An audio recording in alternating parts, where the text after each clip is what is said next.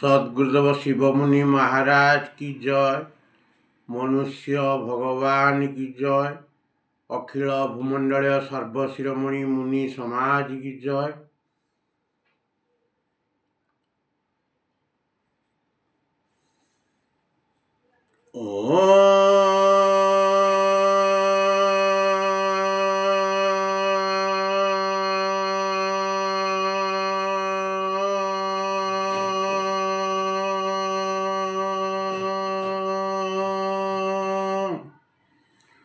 ମୁଁ ଆଜି ସର୍ବପ୍ରଥମେ ଆତ୍ମଦେବଙ୍କର ସ୍ତୁତି କରି ଆତ୍ମଜ୍ଞାନ ବିଷୟରେ କିଛି ଆଲୋଚନା କରିବାକୁ ଯାଉଛି।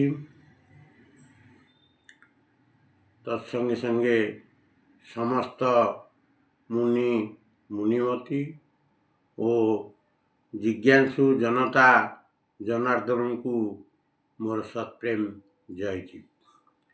ଆଜି ଆମେ ଆତ୍ମବିଜ୍ଞାନ ବିଷୟରେ ଆଲୋଚନା କରିବା। ଆତ୍ମାରେ ଆନନ୍ଦ ରହିଛି। ଆତ୍ମା ଆନନ୍ଦର ବା ପ୍ରକୃତ ସୁଖର କେନ୍ଦ୍ର। ଆତ୍ମା ହେଉଛି ଆନନ୍ଦ ସ୍ୱରୂପ। ଏହା ବିଷୟାନନ୍ଦ ପରି ମିଥ୍ୟା ଓ ଜଡ଼ ନୁହେଁ। ବିଷୟାନନ୍ଦ ଇନ୍ଦ୍ରିୟମାନଙ୍କ ଦ୍ୱାରା ପ୍ରାପ୍ତ ହୋଇଥାଏ। ଯେପରି ମିଠାଇର ଆନନ୍ଦ ବିଷୟାନନ୍ଦ ଯାହା ଜିହ୍ବା ଦ୍ୱାରା ପ୍ରାପ୍ତ ହୋଇଥାଏ। ମିଠାଇ ଆଦି ସମସ୍ତ ସାଂସାରିକ ବିଷୟ ଜଡ଼ ହୋଇଥିବାରୁ ମିଥ୍ୟା। ଯାହାର ଅସ୍ତିତ୍ୱ ତା ଭିତରେ ନଥାଏ ତାହା ମିଥ୍ୟା ଓ ଅସତ୍ୟ। ଜଡ଼ର ଅସ୍ତିତ୍ୱ ଜଡ଼ ଭିତରେ ନାହିଁ। ମିଠାଇ ସ୍ୱୟଂ ଜାଣେ ନାହିଁ ମୁଁ ମିଠାଇ ବୋଲି।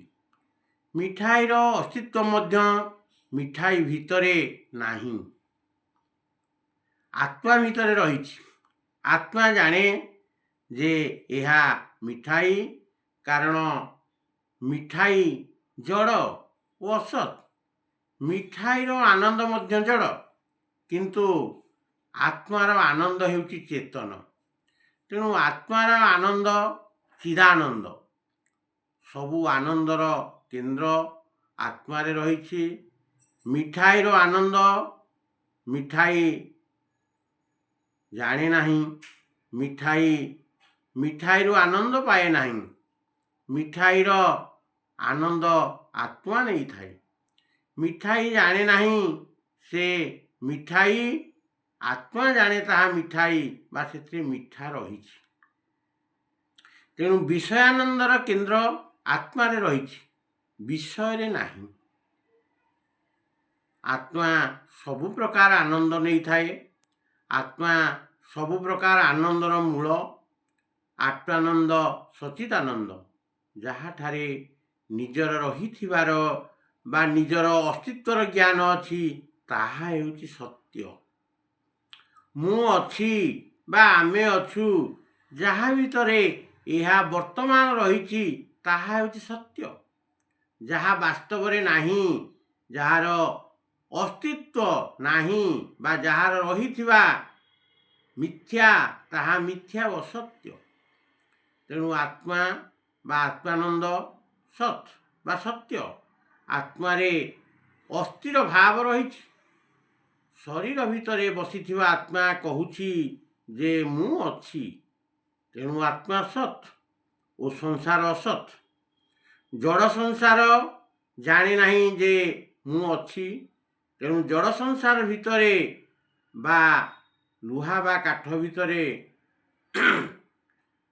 ନିଜର ରହିଥିବା ଜ୍ଞାନ ନାହିଁ। ସ୍ୱୟଂ ସେ ଜାଣେ ନାହିଁ ମୁଁ ଲୁହା।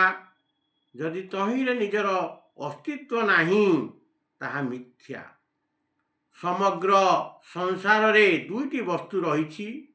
ଗୋଟିଏ ହେଉଛି ଜଡ଼, ଅନ୍ୟଟି ହେଉଛି ଚେତନ।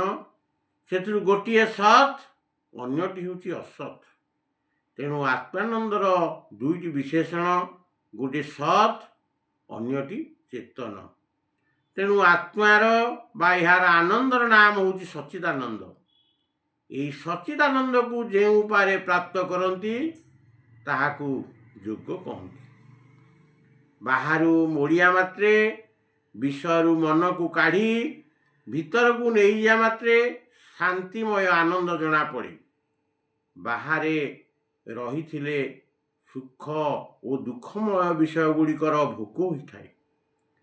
ଆତ୍ମା ଭିତରେ ରହିଛି, ଭିତରକୁ ମୋଡ଼ିବା ମାତ୍ରେ ଆନନ୍ଦର ଅନୁଭବ ହେବାକୁ ଲାଗେ। ବିଷୟ ସୁଖର 5ଟି ଭେଦ ରହିଛି: ରୂପର ଆନନ୍ଦ, ରସର ଆନନ୍ଦ, ଗନ୍ଧର ଆନନ୍ଦ, ସ୍ପର୍ଶର ଆନନ୍ଦ ଓ ଶବ୍ଦର ଆନନ୍ଦ। ଏହା ବ୍ୟତୀତ ଗୋଟିଏ ଆନନ୍ଦ ରହିଛି ଯାହାକୁ କୁହାଯାଏ ଶାନ୍ତିର ଆନନ୍ଦ। ଏହା ହେଉଛି ଆତ୍ମାନନ୍ଦ। ଯେତେବେଳେ ମନୁଷ୍ୟ ବିଷୟ ଭୋଗରୁ ଥକି ଶୋଇଯାଏ ତେବେ ଏକ ପ୍ରକାର ସୁଖ ମିଳେ, ଯାହାକୁ ଲୋକେ କହନ୍ତି ଏବେ ଆରାମ କରୁଛୁ ବା ଆମକୁ ଆରାମ ଲାଗୁଛି। ଆଗରୁ ବହୁତ ଝଞ୍ଝଟ ଥିଲା।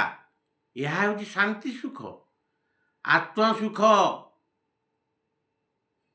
ଶୋଇଯିବା ପରେ ମନୁଷ୍ୟକୁ ଏହି ଆତ୍ମା ସୁଖକୁ ପାଇଥାଏ। କିନ୍ତୁ ଅଚେତରେ ଏହି ଆନନ୍ଦ ବ୍ରହ୍ମାନନ୍ଦ ସମାନତା କେବେ ହୋଇନପାରେ, ଯାହା ଯୋଗ ଦ୍ୱାରା ପ୍ରାପ୍ତ ହୋଇଥାଏ। କାରଣ ଯୋଗରେ ଚେତନତା ରହିଥାଏ ଓ ଆତ୍ମାନନ୍ଦର ପୂର୍ଣ୍ଣ ରୂପରେ ଅନୁଭବ ହୋଇଯାଏ। ଏହି ଅବସ୍ଥାରେ ପହଞ୍ଚି ମନୁଷ୍ୟ ଆତ୍ମାକୁ ପାଇଯାଏ ଓ ପ୍ରତ୍ୟକ୍ଷ ଦେଖି ଜାଣିନିଏ ଯେ ଆତ୍ମାର ଶକ୍ତି ହେଉଛି ଅପାର।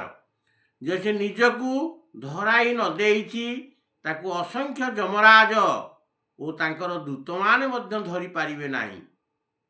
ମୁନି ସମାଜ ବିଧିରେ ଯୋଗ କରି ମନୁଷ୍ୟ ସ୍ୱୟଂ ଦେଖିନିଏ ସେ ଏବେ ନରକ ଓ ବନ୍ଧନରୁ ମୁକ୍ତ ହୋଇଯାଇଛି। ସେ ଏବେ ସ୍ୱତନ୍ତ୍ର। ସେ ଚାହିଁଲେ ଯେଉଁଠାରେ ଥିଲେ ବି କେହି ତାକୁ ଧରି ବାନ୍ଧି ପାରିବେ ନାହିଁ। ଯୋଗୀ ଜନ୍ମ ମରଣ ବନ୍ଧନରୁ ମୁକ୍ତ ହୋଇଯାଏ। ମୁକ୍ତାତ୍ମାମାନେ ଜନ୍ମ ନେଇଥାନ୍ତି, କିନ୍ତୁ ନିଜ ଇଚ୍ଛାରେ ଜନ୍ମ ନେଇଥାନ୍ତି, ଅନ୍ୟର ଅଧୀନରେ ନୁହେଁ। ମତବାଦୀ ଜ୍ଞାନ ସବୁ ପ୍ରକାର ବନ୍ଧନରେ ପକାଇଥାଏ। ଆତ୍ମା ହେଉଛି ଭାବନାମୟ। ମନୁଷ୍ୟ ମତବାଦକୁ ମାନି ଦେବୀ ଦେବତା ଓ ଈଶ୍ୱରଙ୍କ ଅଧୀନରେ ନିଜକୁ ମାନିଥାଏ। ଫଳରେ ନର୍କକୁ ଯାଇ ସେ ଦୁଃଖ ପାଏ। ଆତ୍ମା ସବୁ ସ୍ଥାନରେ ତାହା ଯେତିକି ଓ ଯେପରି ନିଜକୁ ମାନେ। ମତବାଦୀ ଯୋଗୀ ନିଜ ଗୁରୁର ଉପଦେଶ ଦ୍ୱାରା ନିଜକୁ ଗୋଲାମ ଭାବି ଧ୍ୟାନ ଯୋଗରେ ଗୋଟିଏ ଦେବତାର କଳ୍ପନା କରିଥାଏ। ଆତ୍ମା ହିଁ ଆନନ୍ଦ ସ୍ୱରୂପ। ଅନ୍ୟଠାରେ ଯେଉଁ ଆନନ୍ଦ ମିଳେ ତାହା ହେଉଛି ଆତ୍ମାର କଳ୍ପନା। ମନୁଷ୍ୟ ନିଜ ଦ୍ୱାରା ନିଜ ମତବାଦୀ ଈଶ୍ୱରର କଳ୍ପନା କରି ତା ବନ୍ଧନରେ ରହି ନିଜକୁ ବାନ୍ଧି ଦିଏ।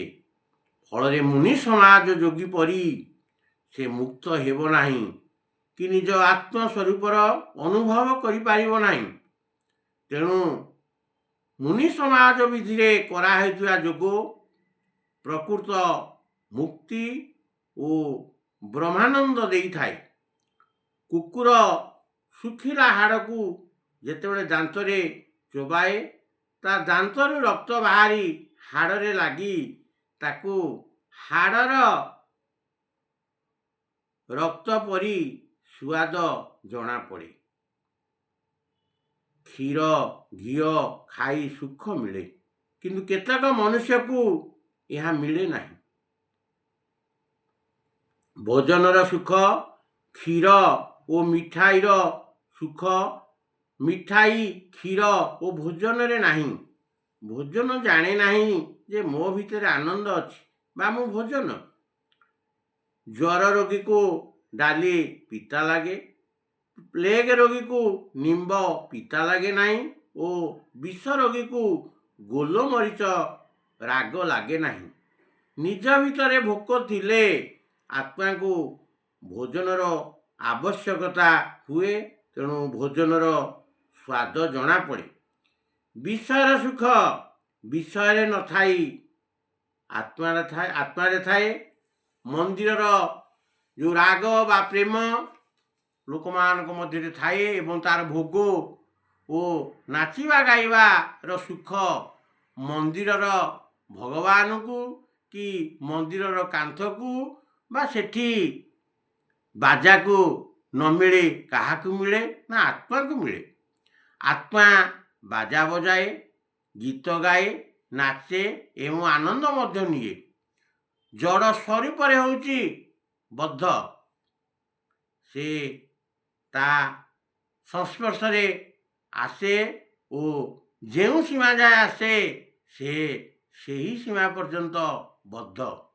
ଚେତନ ସ୍ୱରୂପରେ ସଚ୍ଚିଦାନନ୍ଦ ଓ ମୁକ୍ତ, କିନ୍ତୁ ଜଡ଼ ବିଷୟ ଯୋଗରୁ ବଦ୍ଧ ହୋଇଥାଏ।